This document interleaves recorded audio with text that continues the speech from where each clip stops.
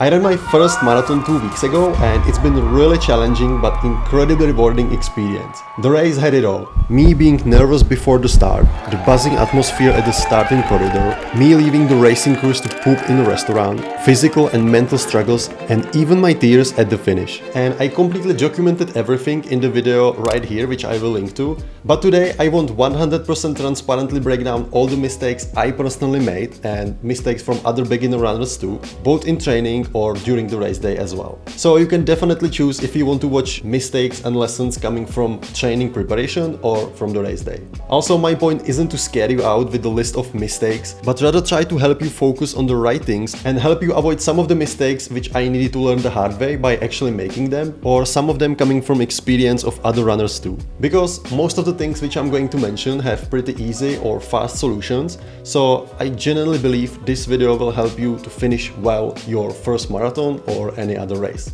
So let's jump into the first part. Mistakes during training preparation.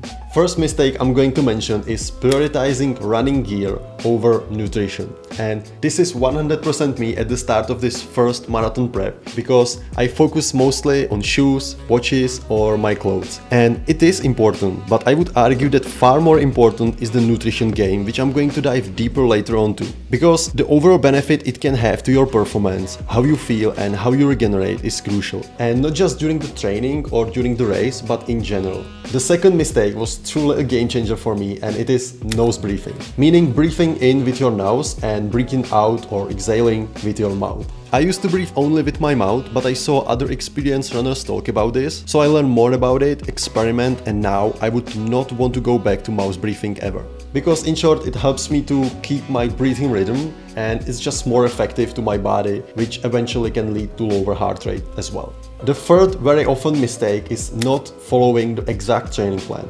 Luckily, I had my own right from the start, and I found that on marathonhandbook.com, where you can choose your goal in a particular race, your current level of fitness, and then pick a suitable plan with a deep dive guide from their experienced coaches. It is completely free, and during my prep, I really like the mental freedom of not thinking about what training I should do or anything like that. I just looked into the sheet and did that, which was really mind-freeing but also effective, because my training plan also included proper speed workouts. Mistake number 4 is not trying your gels and overall fueling strategy before the race. Because the worst thing you can do is to bring new gels or something you've never tried on the race day. It can cause you stomach issues, you can feel gassy, or it can be even worse. So I would highly suggest you make a few long runs in your preparation as your training races, in which you will wake up, eat and do everything like it is the race day. So you know how your body will react and possibly what to change, so you're ready on the race day. And regarding this topic, I highly recommend Nick Bare's content, where he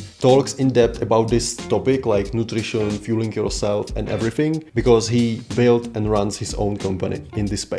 The next possible mistake is not having proper daily shoes. Daily shoes are the ones which you use for the majority of your trainings, and without being too technical, it should be a really comfortable shoe with proper foam in which you certainly don't feel any discomfort. And it doesn't mean this shoe needs to be expensive or anything, not at all. It's kind of the opposite of the fast carbon shoes, which are suited mostly for races, and running easy training in those is something you certainly want to avoid. So when you're looking for new training shoes, always look for the term daily trainers or daily shoes. There are also many other videos about this particular topic. Another crucial mistake which I made at the very beginning was not having a foam roller and not doing stretching after finishing my runs. As I have been running much more in the past, like 4+ times a week, it became essential for me to focus much more on the regeneration part, and one thing that helped me perfectly is foam roller, which in combination with stretching helps you to avoid muscle soreness, and now I literally can't imagine functioning without it. When you start using it, it's a little bit uncomfortable, but once you get used to it, you will foam roll even your back and other parts of your body, because it is just that good and I can't recommend it enough. Mistake number 7 is not doing any training other than running. What I mean by that is avoiding strength training, even though it can make you a better runner and prevent you from getting injured. I had always at least 2 gym trainings in my marathon prep, but you can find many home workouts for runners and even do them at home. I think that is totally fine and still really helpful.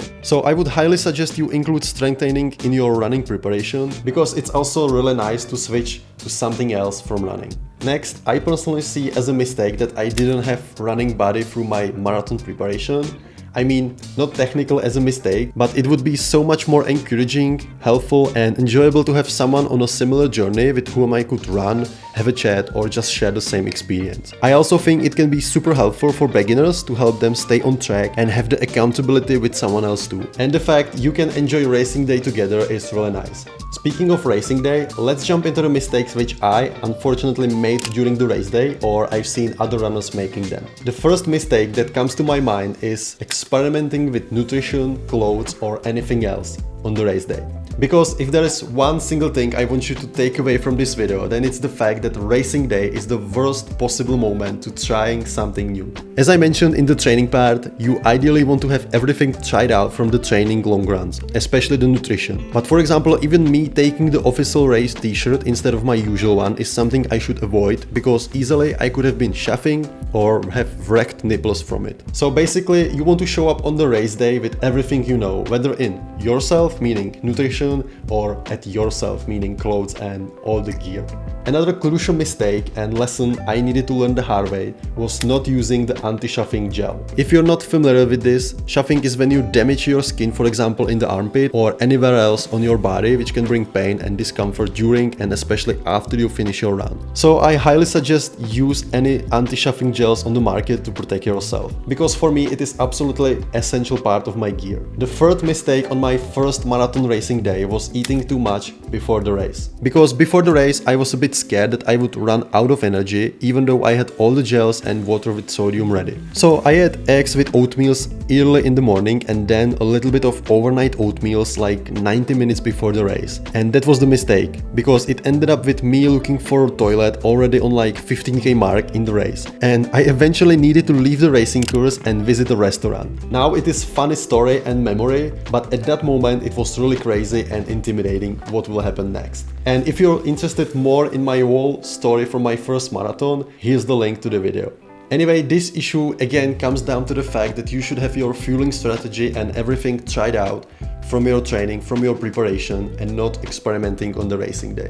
The next mistake is coming from water stops during the race. And what I mean by that is, especially at my beginner level, people often run towards the water stop and they are kind of waiting or gathering themselves near the first few cups. So instead, try to run a little bit further where you will have more space and you won't block other people as well. Also, another tip, pro runners in the front drink a bit differently and much faster, but you can still take their drinking technique, which is deforming the cup a little so you can drink it more easily while you're running or walking. Another mistake I see many other runners make is constantly thinking about the whole remaining distance. Because I think it's really intimidating to be like 15 or 20 kilometers in the race and still think about the remaining 20k. That is truly scary and discouraging, especially in that moment. So what helped me was thinking about the next kilometer only and kind of dragging my thoughts to the present moment. And during the race I was always like, okay, I'm 25k in, let's focus to make it on the 26, then 27, so on and so forth. Because sometimes much worse is the idea in our head that we will need to run X amount of kilometers and constantly thinking about how hard it will be. The next thing many runners completely ignore is post-run nutrition and regeneration.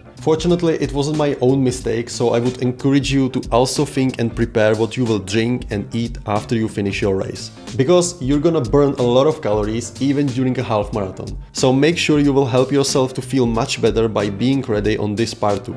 Also, proper rest after the race should be a no-brainer decision too. And if you want to see 100% authentic vlog from the marathon training and the race day itself, here's the best video I've ever created so far in my life. Thank you for watching this video and I'll see you in the next one. Cheers!